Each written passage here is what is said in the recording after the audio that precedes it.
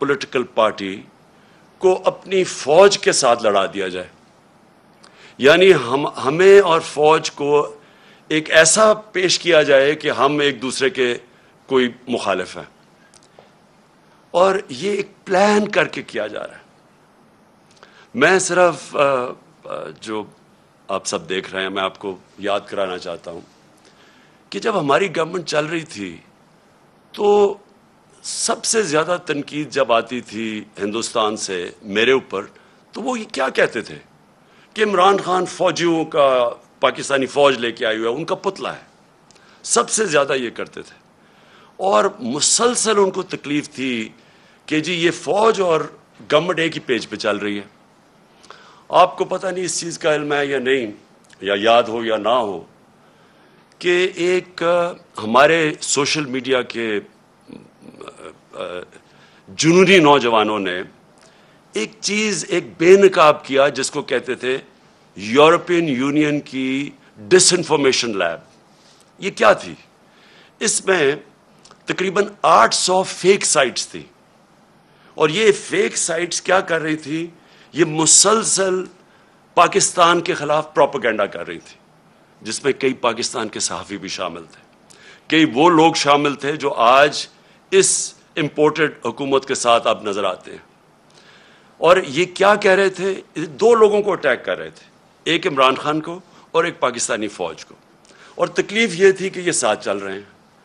اب میں آپ کو ذرا تھوڑا پیچھے لے جاؤں کہ جب ممبئی کے اٹیک ہوا, دہشت گردی کا اٹیک ہوا ممبئی میں, تو آصف زرداری نے ایک بیان دیا تھا کہ پاکستان کا جو D G I S I ہے اس کو ممبئی بھجوایا جائے.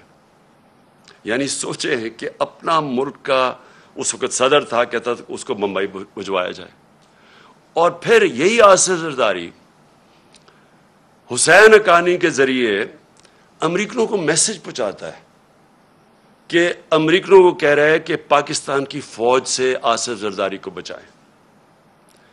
اور دوسری طرف نواز شریف, یہی جب ممبئی اٹیکس ہوئے تو اس نے, نواز شریف سب سے پہلے بولا کہ وہ جو ایک لڑکا وہ کون سے گاؤں میں تھا پاکستان میں جدھر سے اٹیک ہو, اس نے کم باکر کو ایک انٹرویو دیا تھا, اور اس نے اس انٹرویو میں بتا دیا کہ وہ پاکستان سے.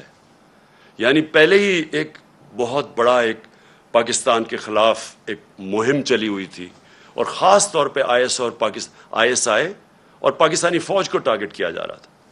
تو نواز شریف نے پہلے کہا یہ. پھر ڈون لیکس کیا تھی؟ ڈون لیکس کے اندر نواز شریف, اس کی گورنمنٹ باقاعدہ یہ کہتی ہے کہ جو دہشت گردی ہندوستان کے خلاف ہو رہی ہے اس میں پاکستان کی آئی ایس آئی ملوث ہے, پاکستان کی فوج. اور نریندر مودی بار بار پاکستان کے سپہ سالار جو تب تھے جنرل رحیل, بار بار یہ کہتے تھے کہ وہ دہشت گرد ہے, دہشت گردوں کا سردار ہے. اور نواز شریف اس کو شادی پہ بلا رہا تھا, اسی نریندر مودی کو. اسی نریندر مودی کو جب کھاٹمانڈو کے اندر سارک کانفرنس ہوتی ہے تو برکا دت جو ان کی لیڈنگ جرنلسٹ ہیں, وہ اپنی کتاب میں لکھتی ہے کہ چھپ کے سائٹ پہ نواز شریف نریندر مودی سے میٹنگ کر رہا تھا, اور اس کو یہ کہہ رہا تھا کہ میں اپنی فوج سے مجھے بچائیں, یعنی اپنی فوج سے ڈر کے. اب یہ وہ لوگ ہیں جو آج ہمیں کہہ رہے ہیں کہ ہم جناب غدار ہیں. ان لوگوں کے پیسے باہر پڑے ہیں, ان کی اربوں ڈالر باہر پڑے ہوئے ہیں, ان کی کرپشن جو یہاں سے پیسہ چوری کر کے لے کے گئے اس کے اوپر داستانیں لکھی ہوئی ہیں, بیرون ملک کتابوں میں مینشن ہے, بی بی سی کی ڈاکیومنٹری میں ان کی چوری کا مینشن ہے کہ یہاں سے چوری کر کے پیسہ باہر لے کے گئے. یہاں ان کے اوپر پتہ نہیں کتنے کرپشن کیسز ہیں. تو آج یہ بتایا جا رہا ہے کہ ہم اپنی فوج کے خلاف ہیں, اور یہ اب محب وطن وہ پاکستانی بن گئے ہیں جو کہ آ کے ہمیں غدار کہہ رہے ہیں. دیکھیں, یہ سازش اتنی خطرناک ہے کہ اگر ایک ملک کی سب سے بڑی جماعت کو اگر آپ اس کی فوج کے سامنے کھڑا کر دیں اور ان کے اندر اختلافات پیدا کر دیں, اس سے زیادہ ملک کو نقصان کوئی چیز نہیں پہنچا سکتی. میں 18 سال کا بھی نہیں تھا جب میں ایسٹ پاکستان میچ کھیلنے گیا. مجھے یاد ہے 1970 مارچ میں. اور میں میرا فرسٹ کزن تھے بریگیڈیئر شفیق، ان کے ساتھ ٹھہرا ہوا تھا. تب مجھے پتا چلا کہ وہ کتنی نفرت اپنی فوج کے اندر اور وہ بنگلہ دیش کی جو سب سے بڑی جماعت ہے اس کے اندر پھیل چکی تھی. اور اس کے بعد ہم سب جانتے ہیں کہ ہمارا ملک ٹوٹا. ہمیں پتہ ہے کہ ہمارا ملک جب آپ ایک سب سے بڑی جماعت اور فوج کے بیچ میں جو ہوا، یہ پاکستان کی تاریخ کا سب سے افسوسناک واقعہ کہ ہمارا ملک ٹوٹ گیا. آج وہی کوشش کی جا رہی ہے. ایک پارٹی ہے پاکستان کے اندر جو پوری فیڈرل لیول کے اوپر پارٹی ہے، سارے صوبوں کے اندر پارٹی ہے، سب سے بڑا ووٹ بینک اس پارٹی کا ہے. وہ پارٹی اوپر سے لے کے گلگت سے لے کے قبائلی علاقے سے لے کے کوئٹہ سے لے کے کراچی، سندھ، پنجاب، سارے ملک میں آج وہ سب سے بڑی پاکستان کی پارٹی ہے. اور یہ سازش کی جا رہی ہے، اور سازش وہ لوگ کر رہے ہیں جو اس بیرونی سازش کا حصہ ہیں، کولیبریٹرز ہیں. وہ سازش کیوں کر رہے ہیں؟ اب میں بتاؤں ہوا کیا. پہلے ہماری گورنمنٹ گرائی گئی. انہوں نے سمجھا کہ ختم ہو جائے گا. یہاں جب گورنمنٹ جاتی ہے لوگ مٹھائیاں بانٹتے ہیں. وہ پبلک سڑکوں کے اوپر آ گئی. پھر ہم نے ایک پرامن احتجاج کرنا تھا 25 مئی کو. انہوں نے وہ یعنی عوام کے خلاف جو ظلم کیا ہے، یعنی کبھی اس ملک کی تاریخ میں ایسی حرکتیں نہیں ہوئی. 2-3 بجے لوگوں کے گھروں میں جا کے وہاں عورتوں نہ چادر نہ چار دیواری کی فکر، وہاں انہوں نے دہشت پھیلائی. کبھی ایسی دہشت نہیں پاکستان میں پھیلائی گئی. جس طرح کی شیلنگ کی فیملیز پہ، لوگوں پہ، یعنی جو انہوں نے کر سکتے تھے وہ ظلم کیا. اور اس کے پیچھے ایک ہی سوچ تھی کہ اس کو کرش کر دو پارٹی کو. ان کے ممی ڈیڈی ٹائپ لوگ ہیں، یہ جب ہم پورا زور لگائیں گے، ان کو ڈرائیں گے، یہ سارے گھروں میں بیٹھ جائیں گے. اس کے بعد آ گیا بائی الیکشن. الیکشن کمیشن پوری طرح ان کے ساتھ ملی ہوئی. اس نے ہر حربہ استعمال کیا ان کو جتانے کے لیے نون لیگ کو. ایڈمنسٹریشن ساری ان کے ساتھ ملی ہوئی. پوری انہوں نے کوشش کی وہ الیکشن، اور ان کو پورا اعتماد تھا کہ وہ الیکشن جیت جائیں گے. اس طرح کی پبلک نکلی کہ پاکستان کی تاریخ میں کبھی بائی الیکشن کیا، جنرل الیکشن میں اس طرح پبلک نہیں نکلی. اور سارے جو منصوبے تھے ان کے فیل ہو گئے. اور یہ ساری جماعتوں نے مل کے الیکشن لڑا اور وائپ آؤٹ ہو گئی پنجاب سے. اس کے بعد اور خوف مزید آ گیا ان کو. اور اب یہ جو مرحلہ جس میں ہم اب آ رہے ہیں، یہ اب وہ مرحلہ ہے. اب یہ کیا کوشش کر رہے ہیں؟ پہلے تو یہ جو سارا پوری کیمپین کی ہوئی ہے کہ کسی طرح ہماری اور فوج کے بیچ میں ہماری لڑائی شروع ہو جائے. دوسری چیز کہ انہوں نے اب پورا پلان بنایا ہوا ہے کہ ہمیں پارٹی کو توڑنے کا. پلان کا سب سے پہلی چیز آپ کے سامنے آ گیا الیکشن کمیشن نے، جو یہ فورن فنڈنگ کیس ہے. اب فورن فنڈنگ کیس کے اندر کچھ بھی نہیں ہے. یہ صرف یہ کہنے کی کوشش کر رہے ہیں کہ بیرون ملک پاکستانی جب وہ پیسہ بھیجتے ہیں تو وہ فورن فنڈنگ ہے. وہ پارٹی جس کی پاکستان کی تاریخ میں پہلی دفعہ جس نے ایک باقاعدہ پولیٹیکل فنڈ ریزنگ کی ہے، جس کا کوئی اس ملک کے اندر کوئی نہ کبھی کسی نے پہلے کی، اور نہ یہ وہ پارٹیز جن کے سربراہوں کو لوگ کرپٹ سمجھتے ہیں، وہ کبھی فنڈ ریزنگ نہیں کر سکتی. تو وہ پارٹی جس نے پولیٹیکل فنڈ ریزنگ کی، جس پارٹی نے باقاعدہ 40,000 ڈونرز کے نام دیے ہوئے 2012 میں، 40,000 لوگ، وہ لوگ خود کال کر کے کہتے ہیں کہ ہاں ہم ڈونر ہیں. ان میں سے کئی لوگوں کو انہوں نے بتا دیا کہ جی کوئی فورن نیشنل وغیرہ، جو ان کو کئی پاکستانیوں کو بنا دیا کہ جی یہ تو غیر ملکی ہیں. وہ پارٹی جس نے فنڈ ریزنگ کی، جس کی ساری آڈٹ رپورٹس ہیں، جس کی ایک ایک چیز ہمارے سامنے ہم نے ان کو الیکشن کمیشن کو دی ہے، اس پارٹی کے اوپر سارا نزلہ گر رہا ہے. اور میں بار بار کہتا جا رہا ہوں کہ ہم 4-5 سال سے کہہ رہے ہیں، بلکہ عدالت بھی کہہ ان کو بیٹھی ہے کہ ان پارٹیز کی اکٹھی اگر آپ نے آڈٹ کرنا ہے فنڈ ریزنگ تو اکٹھی کریں. میں صرف اس لیے کہہ رہا تھا، میں کیوں چاہتا ہوں کہ اکٹھی ہو؟ کیونکہ مجھے پتا ہے ہم نے کیسا پیسہ اکٹھا کیا ہے. مجھے پتا ہے کہ ہم نے ایک کیونکہ لوگوں نے ہمیں پیسے دیے ہوئے تھے, ہم نے اپنی ساری آڈٹ رپورٹس, پوری ہماری بکس تیار ہے. مجھے اتنا بھی پتا ہے کہ ان دو پارٹیز کے پاس کچھ بھی نہیں ہے, نہ ان کے پاس کسی نے ان کو پیسے دیے آج تک, نہ کوئی پیسے دے گا ان کو, نہ ان کے پاس کوئی آڈٹ رپورٹس ہیں, نہ ان کے پاس کوئی بکس ہیں, نہ ان کے پاس کوئی ڈونر بیس ہے. یعنی کدھر سے پیسہ آیا ان کے پاس؟ یہی الیکشن کمیشن عدالت کے آرڈر کے باوجود انہوں نے صرف تحریک انصاف کو کٹہرے میں کھڑا کیا ہوا اور اتنی جھوٹی رپورٹ بنائی ہے, ایسی ایسی چیزیں اس رپورٹ میں لکھی ہیں جو جس دن میں چیلنج کرتا ہوں, جس دن اس کے اوپر صحیح معنی میں عدالت کے اندر یہ تفتیش ہوگی, میں یہ چیلنج کرتا ہوں کہ پاکستان میں یہ ثابت ہوگا کہ ایک پارٹی نے اس ملک کے اندر صحیح معنی میں پیسے اکٹھے کیے ہیں جو پولیٹیکل فنڈ ریزنگ ہوتی ہے. اور الیکشن کمیشن ان کے ساتھ مل کے کیا کوشش کر رہی ہے, وہ اس پارٹی کو جس نے سارے ایک ریکارڈز کر کے اور ساری پولیٹیکل فنڈ ریزنگ جو ہوتی ہے ساری دنیا میں وہ کی ہے, اس کو کوشش کر رہے ہیں بین کرنے کی. اس سازش کا حصہ, یہ وہی سازش کا حصہ ہے کہ کسی طرح, کیونکہ اب ان کو یہ آپ ہرا نہیں سکتے, الیکشن آئیں گے تو یہ جیت جائے گی, تو اس کو آپ ٹیکنیکلی ناک آؤٹ کرو. تو ایک وہ انہوں نے عارف نقوی کا نام لے لیا. 2012 میں صرف اپنی قوم کو بتانا چاہتا ہوں کہ پاکستان کا جو رائزنگ سٹار تھا, جو اس ملک میں سب سے تیزی سے انٹرنیشنل سین کے اوپر جو فائنانس کے تیزی سے اوپر جا رہا تھا, اس کا نام عارف نقوی تھا.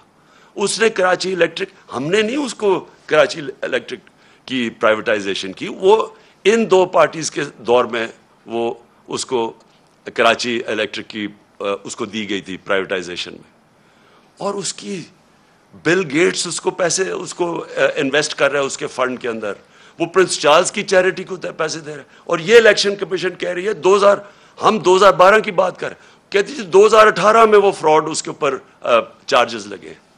یعنی اس لیول پہ انہوں نے جا کے کوشش کی ہے کہ کسی طرح ہمیں ڈسکریڈٹ کرے, اور میرا نام لے دیا کہ جی اس نے سرٹیفکیٹ دیا ہوا ہے اور وہ اس نے کنسیل کیا اکاؤنٹس.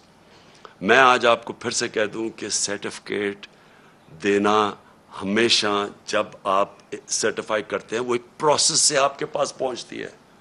میں بکس نہیں پڑھ کے سرٹیفائی کرتا, وہ پہلے شروع ہوتا ہے نیچے سے, ہماری فائنانس ڈپارٹمنٹ کرتی ہے, وہ پھر بیٹھتی ہے آڈیٹرز کے ساتھ, ان کے ساتھ کتابیں ریکنسائل کرتی ہے, وہ پھر جاتی ہے پارٹی کی مینجمنٹ کمیٹی میں, وہ مینجمنٹ کمیٹی جب کلیئر کرتی ہے تو وہ میرے پاس آتی ہے, تو میں دستخط ان کے کہنے پہ کہتا ہوں to the best of my ability.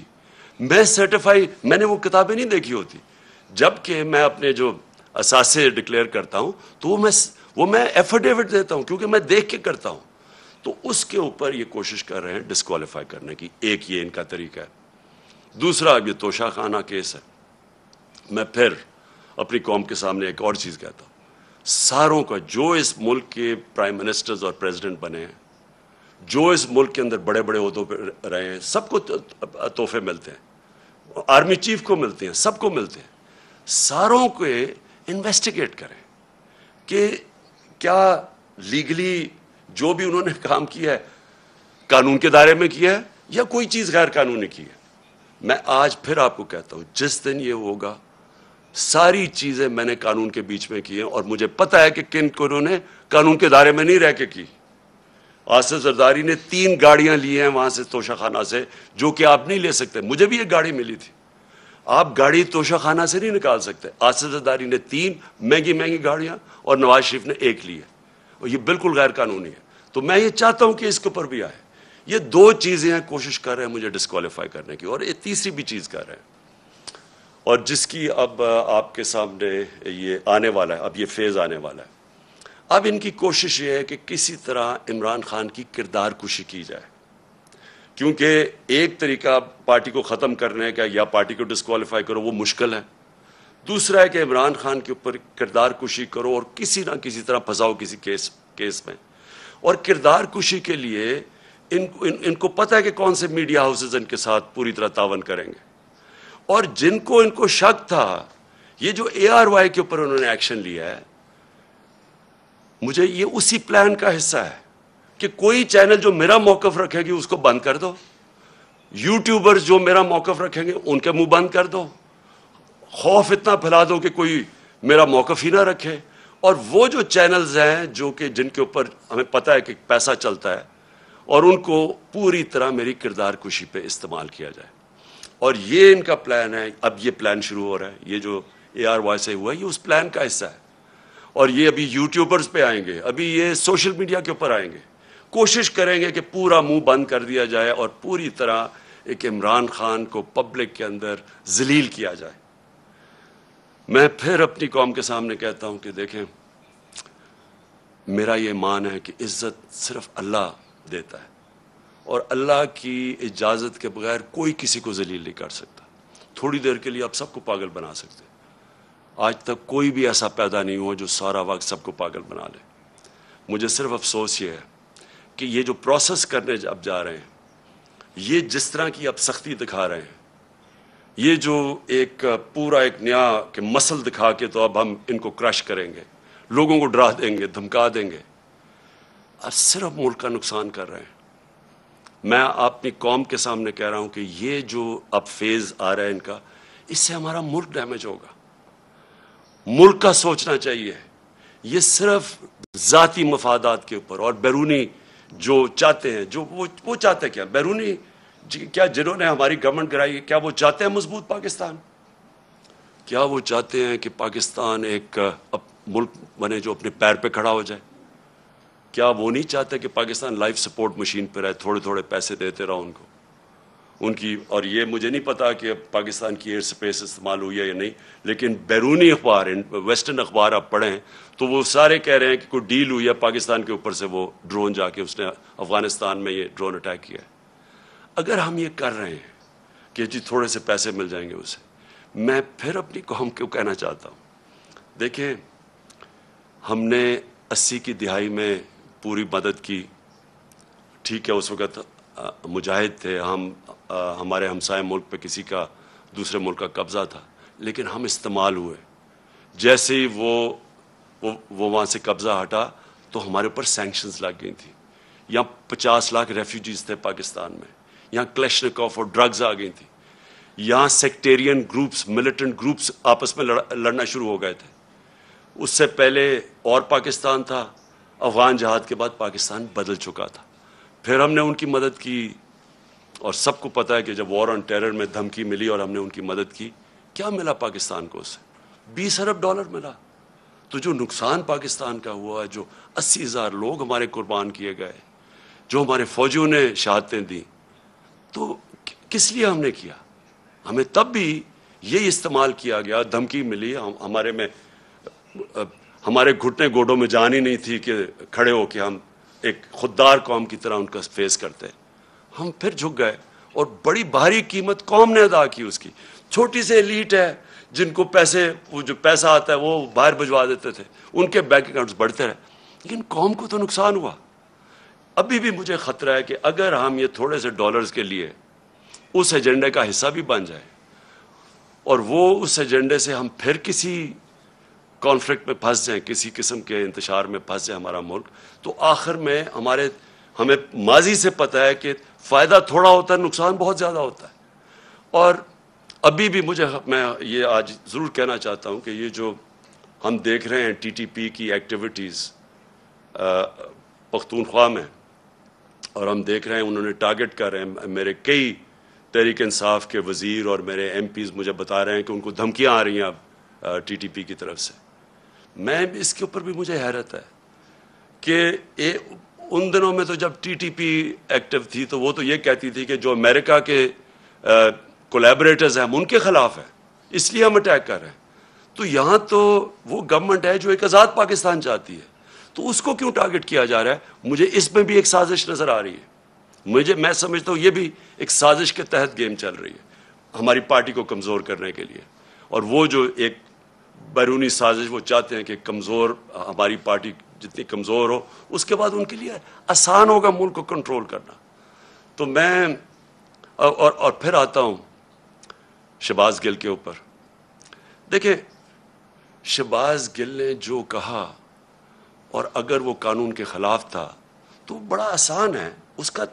ہمارا آئین ملک کا ہمارا قانون ایک پروسیجر بتاتا ہے کہ اس کے اوپر چارج لگائیں، اس کو موقع ملے عدالت میں جا کے اپنی صفائی پیش کرنے کا، اور کیا اس نے کس کانٹیکس میں کہا، کیا کہا، اسے ہر انسان کو ہر دنیا کی قانون کا نظام اس کو موقع دیتا ہے اپنی صفائی پیش کرنے.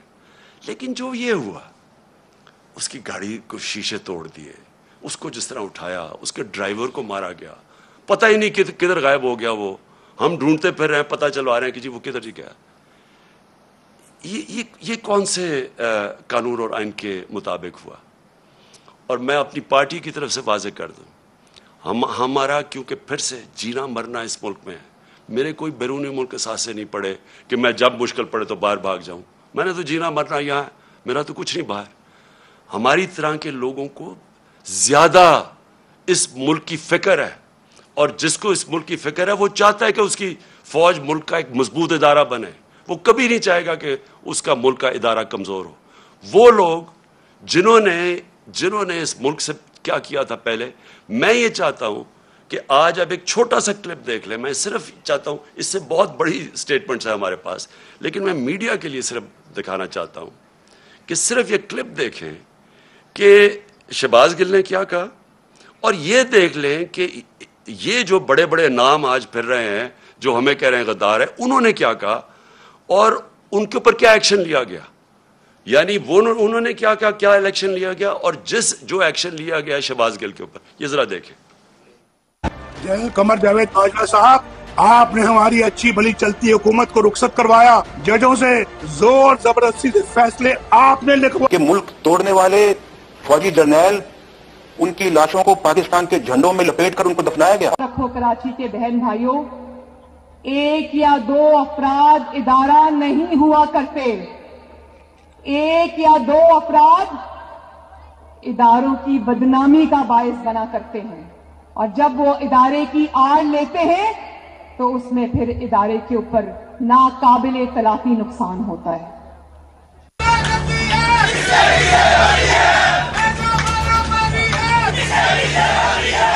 تو ہماری کردار کشی کرنا چھوڑ دو. اگر ہم نے آپ کی شروع کی تو پتہ نہیں پاکستان بننے سے آج تک کتنے جنرلوں کی شروع ہو جائے گی. بیٹی بھائی وہ ایکیوزڈ ہیں، ان کی لسٹ لے کے جس دن ہم نے پریس کانفرنس کی تو آپ کی اینٹ سے اینٹ بڑھ جائے گی. اسرائیل کے وظیفوں پہ پلنے والے جرنیلوں، ریٹائرڈ جرنیلوں، اپنے حدود میں رہو. کام کی ہڈیوں سے گوشت تک جو ہے انہوں نے نچوڑ لیا ہے اور اتار لیا ہے. ابھی نندن کی کیا بات کرتے ہیں. چیف آف آرمی اسٹاف تشریف لائے، پیر کانپ رہے تھے، پسینے ماتھے پہ تھے. شاہ محمود صاحب نے کہا کہ خدا کا واسطہ ہے اب اس کو واپس جانے دیں، چونکہ 9 بجے رات کو ہندوستان پاکستان پہ اٹیک کر رہا ہے. وہ کوئی ہندوستان نے اٹیک نہیں کرنا تھا، کچھ نہیں ہونا تھا، صرف گھٹنے ٹیک کے. اب تو میں چاہتا تھا کہ آپ خود یہ سن لیں. اس سے بہت زیادہ کلپس ہمارے پاس ہیں، اور میں اس لیے چاہتا تھا کہ آپ یہ سارے سن لیں کہ ان کے اگینسٹ کیوں کوئی ایکشن نہیں لیا گیا. یہ تو کلپس ابھی اویلیبل ہیں. کیا ان کے اوپر، اور ان کے اوپر تو ایکشن پہلے بھی لینا چاہیے. جو یہ سارا ڈان لیکس تھا اور جو میمو گیٹ تھا، کیا یہ لوگ آج ٹھیک ہیں؟ اور ہم وہ پارٹی جس نے آج تک صرف اپنا ملک کا سوچا ہے، جس نے اس ساری جو جد و جہد ہماری ہوئی ہے، آپ یقین کریں کہ اگر کوئی بھی، جس طرح ہم نے یہ مشکل وقت سے گزرے ہیں، جو ہمارے اوپر مشکلیں گزری ہیں، میں آج آپ کو کہتا ہوں کہ ہم نے ہر وقت صرف اور صرف پاکستان کا سوچا ہے. ہمارے پاس اس وقت اسٹریٹ پاور ہے، ہم سارے پاکستان کو بند کر سکتے ہیں. ہمیں صرف کہ ملک کے معاشی حالات آج ایسے ہیں کہ ہمیں اپنے ملک کی فکر کرنی چاہیے، اور اس لیے ہر چیز، مظاہرے بھی کرتے ہیں تو پرامن. صرف 25 مئی کو ہمارا پرامن مظاہرہ تھا جب انہوں نے ہمارے پر انتہا کا ظلم کیا. آج تک کوئی ایک بتایا کہ ہم نے اپنے ملک میں کوئی توڑ پھوڑ کی، کوئی ہم نے اپنے ملک کو نقصان پہنچانے کی کوشش کی. جبکہ یہ وہ لوگ ہیں جنہوں نے اور جو چیزیں چھوڑے، جو انہوں نے اس ملک کو لوٹ کے باہر پیسہ لے کے گئے ہیں. یہ کیسے محب وطن ہو گئے؟ تو میں آخر میں میں صرف یہ چاہتا ہوں کہ یہ جو کوششیں ہو رہی ہیں سازش کر کے ایک ملک کی سب سے بڑی جماعت کو توڑنے کی، ہمارے لوگوں کو توڑنے کی بھی کوشش کی جا رہی ہے، اور کہ الیکشن میں کسی طرح یہ اتنے کمزور ہو جائیں کہ جب یہ الیکشن ہو، اور الیکشن کی پلاننگ کر رہے ہیں کہ یہ اتنے کمزور ہو جائیں اور پھر نواز شریف آئے وہاں سے انگلینڈ سے، اور اس کے بعد کہیں کہ جی دیکھیں عمران خان کو بھی ڈسکوالیفائی ہو سکتا ہے اور وہ بھی ہو سکتا ہے، ہم دونوں کو ایک ملا دیں، اور اس کے بعد یہ پھر وہی اسی الیکشن کے ذریعے الیکشن کروائیں۔ یہ گیم ہے بیسکلی کہ کسی طرح ہمیں چھوٹا کر کے کٹ ٹو سائز کریں۔ میرا اگلا سوال یہ ہے، جو بھی یہ پلاننگ کر رہے ہیں کیا یہ پاکستان کے لیے بہتر ہے؟ کیا پاکستان اس میں سے اس دلدل سے نکلائے گا؟ پاکستان کو تو اس وقت سب سے زیادہ ضرورت پولیٹیکل سٹیبلٹی کی ہے، کہ ایک تکڑی گورنمنٹ آئے، سٹیبل گورنمنٹ عوام کی پاور سے، جو پھر اس ملک کو اس دلدل سے نکال سکے۔ کیا اس میں یہ جو پلان بن رہا ہے، کیا اس میں پاکستان میں پولیٹیکل سٹیبلٹی آ جائے گی؟ اور جو بھی یہ پلان بنا رہا ہے کیا اس کو اپنی ذات کا سوچ رہا ہے یا ملک کا سوچ رہا ہے؟ یہ صرف تھوڑے سے لوگ اپنی ذاتی مفادات کے لیے اس ملک کو ادھر لے کے جا رہے ہیں، اور مجھے افسوس سے کہنا پڑتا ہے کہ خدا نہ خواستہ یہ ادھر نہ چلا جائے کہ ہم سب کے لیے اس کو نکالنے کے لیے اپنی اور نیشنل سیکیورٹی کمپرومائز کر دیں۔ ابھی بھی مجھے خطرہ یہ ہے کہ ابھی بھی ہم کوئی ایسے فیصلے نہ کر لیں جس سے ہماری نیشنل سیکیورٹی کمپرومائز ہو۔ صرف ایک راستہ ہے آج، اگر ہم نے اس سے نکلنا ہے صرف ایک راستہ ہے، اور وہ ہے صاف اور شفاف الیکشن۔ اگر ملک کو ہم نے اس مشکل سے نکالنا ہے، اس کے علاوہ صاف اور شفاف الیکشن کے علاوہ جو اور راستہ لیں گے ملک مزید اور نیچے جاتا رہے گا۔ جس طرح کی مہنگائی آج ہے، جس طرح کے لوگوں کے حالات ہیں، جس طرح کے بجلی کے بل ہیں، ہر چیز مہنگی، اور ابھی مزید اور مہنگی ہوگی کیونکہ ڈیویلیویشن جو ہوئی ہے، یہ ساروں سے عوام کے اوپر بوجھ بڑھتا جائے گا، اور پھر سے آخر میں صرف صاف اور شفاف الیکشن سے ہم اس سے نکل سکتے ہیں۔